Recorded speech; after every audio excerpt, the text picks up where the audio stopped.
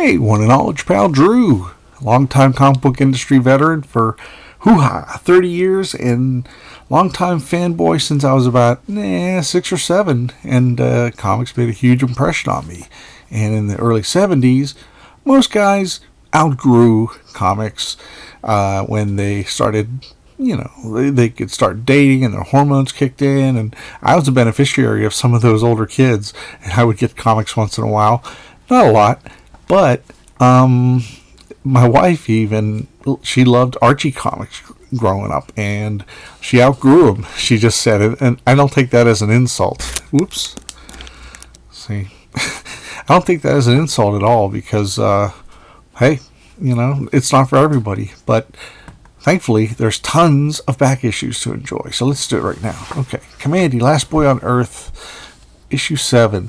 What's really interesting is after, New Gods, at this time, I think New Gods might have still been around, but this series was hurting. It was very, very mature in a big scheme of things. Not like a comic book that would have one cool adventure or one chapter of adventure. It was just spread out over this sprawling 3 or 4 titles that weren't monthly, but they were threaded through the bi-monthlies, or 8 times a year, or sometimes they do that. But Kamandi came, I can't remember if Carmen Infantino suggested this or not, but it's essentially Planet of the Apes, but with, instead of Charlton Heston, you have this young boy, and he's the last boy on Earth, and Kirby really went to town with this. And this is one of those, outside of the New Gods, there's a whole different legion of fandom who love Kamandi, because I missed out. I was just a Marvel zombie. I wouldn't touch DC, God forbid, because I was a dork with what do they call those things, brand loyalty. Yeah, not brand deck, as they say. So, but Kamandi, I've noticed, I'm reading it now and I love it now, and I really appreciate it. I'm actually getting individual issues rather than the collected ones, just because. But Kamandi is really interesting. It's Planet of the Apes, with a little boy, and it's sort of a book that is meant for children. And I know a lot of people who grew up on Kamandi who were real little, and that was their favorite book, because it was wish fulfillment. It's like you're in another world, and Planet of the Apes was huge. They had 3 or 4 movies already at this point. I don't know. And so Kirby just did that and added this kid. And on the first cover he did, it showed Kamandi in a canoe, going through New York and seeing the Statue of Liberty tilted sideways, much like the end of Planet of the Apes. So he borrowed a lot of that, but by inserting the kid, it created a sense of wonderment, like you could see stuff through Kamandi's eyes. The other thing I think is really cool is Kamandi, that he grew up, he was discovered or something. He saw the word command, like laser command, or force command, the word command, and then D. So Kamandi is the what do they call that? That's a phonetical way to say it. So nice big silent cover, a lot of dead air here, which is very interesting. Usually there's a blurb. Maybe it fell off, or maybe they just didn't feel like doing it. And they meaning Jack Kirby. So there's this 21-gun salute. Here lies flower, friend of man's in an animal's world. And Jack does everything except the inking and lettering by Mike Royer. And what's interesting is there's never any flashbacks to who this flower person is, but I would assume it was a female, a human female. This is ridiculous. Imagine throwing a military funeral with all the trappings for a dead animal, but it's the only kind we lions in the Ranger Force know. Besides, Sultan is in command, and what he orders, he gets. So, and they were talking about, Sultan only did it for his new pet, meaning Kamandi. So, it really, it starts off wham. And the other thing, too, was interesting was, people don't realize this now, and maybe because we're in a litigious age, and some people they can't think past themselves when they're parents. And there's a lot of great parents out there, but there's some who are just kind of, this kind of thing may, like, God forbid, bother somebody. That you're actually reading a child's comic that has, right off the bat, it speaks of death and loss, which is very heavy. And everybody understood that, but something like that today, it's tricky how it would be applied.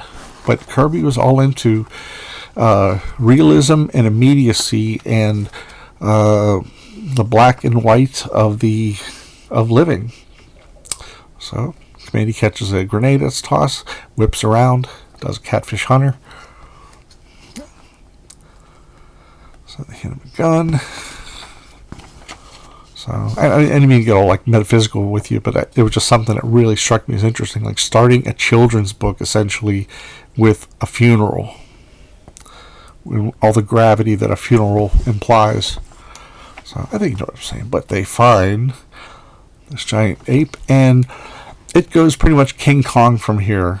And you know, it could be one of those things like, oh, you know, Kirby's just borrowing, you know, all this stuff for this book, but I think he's giving the readers what they want. You know, it's like we love Planet of the Apes, we love King Kong. Oh, that big old foot. I had to smush him. I would just go, get, and he would like run away. So this is pretty cool. These kits, Pirates of the Caribbean, not to be confused. Oh, it's Walt Disney's Pirates of the Caribbean. Yeah, that's right. This is 50 years before the movies, or 40 years. And they have zap action. So you use like I think it takes a quarter, or you just turn something and it moves an arm. These are really cool things. There was a lot of stuff like that. I mean, you ever see the old coin bank that has like the skeletal hand come out and grab the money and pull it into the coffin? That was always cool. And no matter how many times you did it, it was fun. So, bam. And he's like, toy hit Tiny. Toy not like Tiny? Or certainly, I like you, Tiny, but you're hurting me. Tiny not hurt you. Tiny like hear Toy speak. Sing. So, how about that? That's has that Atlas era of monsters kind of splash. Meantime, Plop, this great book with Sergio Aragonés and many others, and Michael Kaluta's Shadow. Excellent, both excellent books. And there's such a variety. It's like Sergio Aragonés, Mike Kaluta, Jack Kirby. And it's just got a lot of cool stuff going on. But, you know, Kirby can't resist doing the old, you know, Fay Ray bit by, they get these biplanes that Sultan and these others have created out of plans. So just to recreate the old King Kong ending, which is still riveting to see to this day. It came out in 32, I think, something like that, almost 100 years ago. And great stuff. The Return of Ben Boxer. He's a very popular guy too from that series. So it's really neat, you know. This Marvel snob, he's starting to get into some other stuff. Now this is interesting. This is like Bob Layton's last cover for Iron Man for several years until he returns with David Michelini, his partner in crime, and Mark D. Bright on the Armor Wars and all that stuff. So this is one of those things. I got a subscription. They had like, you could get 3 for the price of 2 or something like that. And so I got Iron Man, and I got Iron Man, I got Daredevil, I got Moon Knight, and Micronauts. That's right. 4. It was for the price of 3. Well, my timing sucked because I only got like a few issues of Frank Miller before he took off, and then like this was my first issue, and Layton did the cover, but he had been off the book for a few issues, and Romita Jr. was gone, and David Michelini, I think, did the last one. And then, so you had a couple of fill-ins, but then you had a really good run of Denny O'Neil and Luke McDonnell on Iron Man. And then, let me see what else. The other books I got, actually, Moon Knight was still good, and Micronauts was still good. That was the Gil Kane era, too, with the crappy inking. So, beautiful cover. So this is a mishmash of styles. It's Carmen Infantino, and I've made it clear that I've never really been a fan of his work, his later stuff anyway. His early stuff in the '60s was phenomenal, and but this is probably the last fill-in he did for Marvel before he went back to the Flash for several years. And I know a lot of Flash fans were thrilled that he came back, and he definitely it was like old home week, as he used to say. So moms. Now Dan Green and Al Milgrom are the inkers. I would have loved to ink Infantino just because there's just a lot to play with here. The more bold ones strike me as Al Milgrom, like that, and it looks good. It looks really good. And there's a lot of these squishy faces that Infantino does, but with the right inker, they could bring out the best. And I remember being so upset that this was my first book of Iron Man, and the years, to me, have treated it much nicer. I really enjoy it. There you go. There's that bottom panel. There's Milgrom bringing on the Kirby a little bit there. That's almost like a whole redraw or something, but nighttime scenes are so great to do, like water slapping around. So,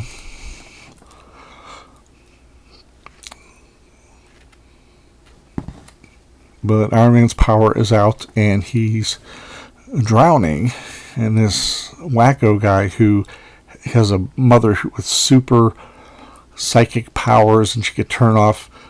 It's a variety of mutant powers that he's controlled, and because he was treated bad as a kid, it's a big mess. But it's a good story, a really good story. Trust me. Would I lie to you? Have I lied to you yet? I don't know. So, okay, everybody. For those of you who are fans of the 1970s Spider-Man titles, I really recommend the 1990 era of Spectacular Spider-Man. I'm talking about issue. I wasn't a big fan of the first 100 issues or so, but Jerry Conway came back and Sal Buscema came back, and it was another Spider title that sort of got ignored in the shuffle. But you have Electro, and this is a new inking style that Sal Buscema is doing on his own work. And you're saying, oh, Electro's back and all that, but no, there's much more to it. And Jerry Conway, Sal Buscema, and Mike Esposito inks it. And this might be one of his later, I don't know, let me see, 1989, I think. Hold on. I'll zoom it real tight there. 1989, yeah. Esposito didn't live much after this, but Sal's pencils were pretty tight. Electro goes to rob a bank, and he's like, hey, who emptied the vault? And Spider-Man comes up, makes things even worse. He goes, anyway, he gets accused of breaking and taking the money, but somebody beat him to it, so he's really pissed off. And he goes in, but we'll see, bag of money somebody else is holding. And we get back to Peter Parker's life, and I always like these little touches. J. Jonah Jameson, give me a second. Sorry about all this jostling around. As of 15 minutes ago, I no longer own the Daily Bugle. What? You can't mean it. No joke. For weeks, the Bugle stock has been under attack by the most ferocious corporate raiders I've ever seen. Perhaps I should have taken the fight public, but pride stopped me. We signed the formal papers a short time ago. Meet the Bugle's newest owner, Thomas Fireheart of Fireheart Industries, who is Puma, and a big-time enemy of Spider-Man's, created by Tom DeFalco and Ron Frenz. But what happened is he actually owes a blood debt to Spider-Man / Peter Parker because he saved the Puma, and which is a great twist. I'm glad they did it in this. It's like a secondary or tertiary or whatever book and it matters. That's what I like about it. There's nothing in this run that doesn't matter. And meanwhile, on this Amish farm, Robbie Robertson is on the lam with Tombstone, one of those great villains created by Sal Buscema and Jerry Conway. What happened was Tombstone broke out of jail, but he took Joe with him to be an accomplice and to make his life difficult. So I was like, he's like, hey, you gave me the plans, did you sell those security system blueprints to anybody else? No, you're my only client, apart from the people whose security systems I install in service, of course. So he gives another set of plans. He goes, considering the unfortunate outcome of your last robbery attempt, perhaps you should ally yourself with a criminal organization for protection. I've done the team thing, Hector. Sinister Six, Frightful Four, Emissaries of Evil. Now I'm freelance. I love that Conway remembered all those characters. Then we have Beats' Smoking Hot Wife, who is a model. And I always thought that was all right. It was a natural trans. She was an outgoing woman, and she was attractive. And, sometimes, I don't know any models, but, sometimes they have that certain something when it comes to personality. I wouldn't know, but Mary Jane would be one because she's always had personality from day one. So Electro tries to take out Spider-Man. And he goes, "Don't start with me, wall crawler. I'm a little tense, a little disappointed, and I don't have a real high threshold for frustration." So he blasts away, and there's some blueprints. Tombstone decides to just take out Joe, but he managed to get a quick swing in, and he goes, guess your pen pal Bruiser taught you some moves, huh? A few. So he chases him into the fields.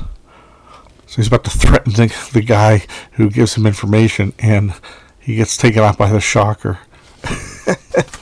I love it. It's brilliant. It's something I would have loved to have seen, in the 70s, and now it's here. It's like, maybe you see my pictures in paper from the times I fought Spider-Man. Hey, aren't you the one dim bulb who's been following me around the last couple of jobs?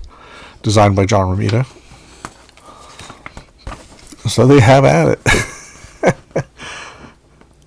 Your jobs, those are my jobs. You refugee from a mattress factory. I paid for those blueprints. I scouted the territory. I took the risk. I want the money. What are you, crazy? I stole the loot fair and square. I bought the mattress crack. Blast away. It's like, what a dream. That could have been on the cover and I would have bought it without question. But at the time, I skipped a lot of Marvel books because there were I was tight on funds. And at the time, I thought, oh, it's just another Marvel Spider-Man book. But then I realized now, I really miss these kind of books. Got the classic sailing away punch. So Tombstone's about to take out Robbie. But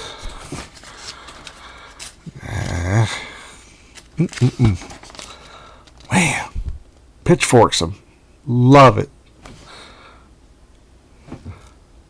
Hurts. It's cold, really cold. I thought we were friends. And Robbie feels good for the first time in a long, long time. So, but he's still around. Yeah, a little trouble. Nothing I can't handle someday. That is the chameleon. He goes, well, my friend, I'm pleased you finally decided to join us, even if you are somewhat the worse for wear. Did you run into a little trouble with that prison break Hammerhead and I arranged? Yep. So there you go. Got that also. And, whoa. Comic book abuse. Now this. Oh my God, look at this cover. George Perez cover. Let's all zoom in. Okay. Wow. DC always, when DC does that, I'm a mark for this kind of stuff. And Marvel's version was like 3-4 big heads surrounding an action. But this is the Crime Syndicate, the evil version of the JLA. Now, the 20th annual team up between Justice League of America and Justice Society, but now All-Star Squadron. And what I'm stunned by, Gary Conway's writer, always a good writer. He's done a lot of Marvel and DC stuff. This is about 1982. Don Heck is drawing this, and it's some of the best stuff he's done in many years. And Romeo Tangle, or Tangel, however you say it, I think he contributes a lot to it, because I like Don Heck's scratchy inking, but not always on superheroes. It's I don't know how to describe it. It's more apropos for other genres, I guess, like space, westerns, all that stuff. But a lot of really strong stuff going on here. And I like this because Heck's kind of tapping into that Carmen Infantino, one group of people on one side ready to fight, and the other group charging as well.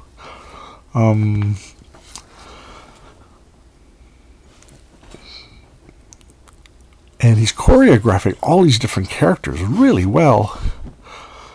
And there's the deputy head guys, the crime syndicate, so they try to figure things out.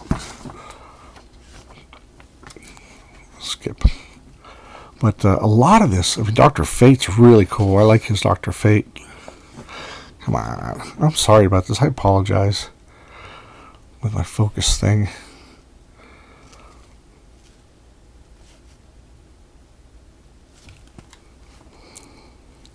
What an establishing shot. That's Don Heck, ladies and gentlemen. And this is supposed to be Earth Prime. And, where you and I are just characters in a comic book, but it's become some kind of devastating Holocaust.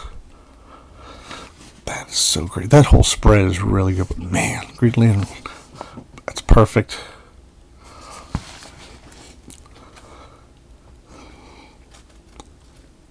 And Romeo Tangle's inks on the cheekbones and such. Sorry about that. Here, I keep apologizing. Really, really nice stuff. It's a great team, the two of them. And there's a lot going on, but Heck is on top of things. And it turns out it is, they are in the present day, 1982, but everything's made up like the Germans won in World War II. So, all kinds of craziness going on. Meanwhile, the JLA are pretty much ready to, get back to the regular dimension. They're pretty excited about it. But they run into the All-Star Squadron, who they know nothing about. They've only dealt with the JSA, and these guys are JSA adjacent characters that were created by Roy Thomas and Rich Buckler. And it continues in All-Star Squadron. So I'm actually by that. I thought this was like a one-shot or would continue in the next issue, but Heck really delivered on it, and I'm really glad to see that. And Chuck Patton would take over later on. Look at this. Prime Trimpy.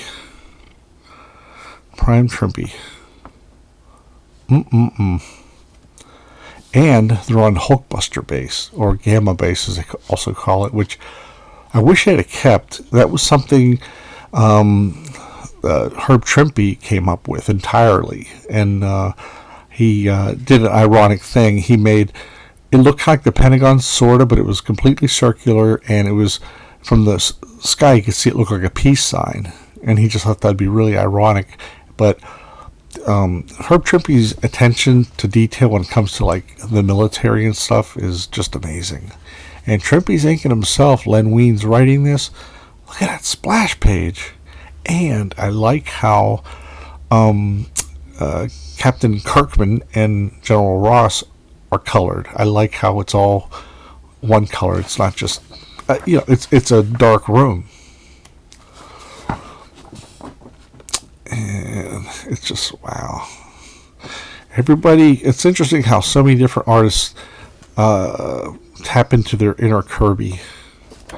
So Betty Ross is having a fit again. She's just been so used and abused that I really think they should have got rid of her a long time ago, because She's been around for, just like Karen Page and Daredevil, years and years and years and years, and all they've been is sob sisters. They're just sobbing all the time, and they're kind of treated like second-class citizens, which I just think is not the best kind of character. I like this guy's face. Get that thing. Oh, it's an ad for the book you're reading. I love these things. It's the day of the Devastator. The Incredible Hulk may not live to see tomorrow. So this guy, just look at all that going on. Cross-hatching there. He wasn't content to just have a fist. He wanted to make a little cross-hatch halo, which is beautiful. Yeah, MFers. Day of the Devastator. That costume is really cool. I love the color scheme. Love it. And there's Betty again. Like I said, she's just, she basically gets kidnapped all the time, which is ridiculous. And Thunderbolt Ross, he always tries to let his guard down and be nice, and in between moments being a dick. Devastator. What a great character. Well, he's more of a design than anything. I don't know if he has much of a character other than motivations to destroy Gamma Base. I can't remember if somebody hired him or if he wanted revenge on his own. But it's not important. Explosions are happening, and now you're getting a crack where the water's leaking out. That is so great. Oh, Marvel value stamp. It is Deathlock. It is Deathlock. There. So cool. Trying to see if there were any future Marvel creators in the letters page. You see a lot of that. And why is Hulk so cold? Man.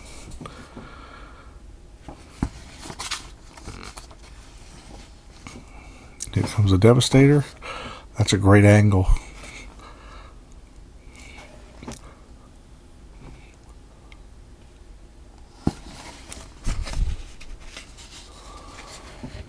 Pump at that. That would make a really cool sticker. Him charging right at you. And he is blocking the blast with his hands. My hands, let go of my hands. And he crushes the gauntlets. Come back, come back. Nobody turns their back on me. I'm the Devastator. But his circuits are all damaged from the Hulk. And he crispy fries himself. And the Hulk fades into Banner. Man, Trippy just does that so magnificent. As impossible it may sound, the man who died in that explosion with Armbruster was not Glenn Talbot. There's a gremlin in the works. This was such a hot time for Hulk. It was just so cool. And I loved Sal Buscema's era, although I didn't like Joe Staton inking it. It made it a little too cartoony, made it a little too, I don't know. But the last couple of years of Trippy on Hulk is just my sweet spot. I really dig that. And I remember getting random issues of that too. So I hope you liked all this. And we're sponsored by me. I do commissions also. This is a copy of Storm in our punk phase that was requested. I did it. There we go. Hang on. I'm having a hard time focusing today. I'm really sorry. This was done on a comic book backer board, and I charge $30 for it plus $10 shipping. Or if you catch me at a convention, I don't have any plan right away. You don't have to pay for the shipping. This was inks over Dick Giordano's loose sketch. I got some other surprises for you. Okay.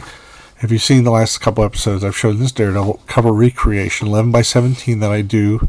And you can contact me at drewgeracycomics@gmail.com, and we could discuss rates. And this was a recuperation of Avengers number 11, a Chickstone inked Kirby cover. That was so fun. Oh, so fun. This is my Iron Man in the Steel City. And then there's Black Panther that I did some time ago. And you know what I did that was really dumb? I did the original Black Panther in anticipation for the movie, and I should have done the movie version with the ornamentation and such. I would have sold more prints. So, and this was just for fun. Devil Dinosaur. I decided to take the established cover for issue 3 and mess with it, where this guy's throwing a dinosaur and smashing up the logo, and it's even messing with the comics code, cracking up the Marvel Comics group. So much fun, so much fun. And that's it, everybody. Anyway, that's it. Give me a buzz if you want me to do something for you. And that's about it. And any suggestions below would be very welcome. Also, please hit like, and if you haven't subscribed already, please hit subscribe, and then hit the bell for notifications, and leave as many comments as you want below. I don't even care if you there's some people who subscribe who leave multiple comments, and I dig it. I don't delete any comments because I don't really consult Wikipedia much. I would rather this channel be like an interactive thing. I would rather not know everything that Wikipedia told me, just so somebody who's watching this or listening can provide some information, just like a hangout or something. You know what I'm saying? Have a good day, everybody. Bye.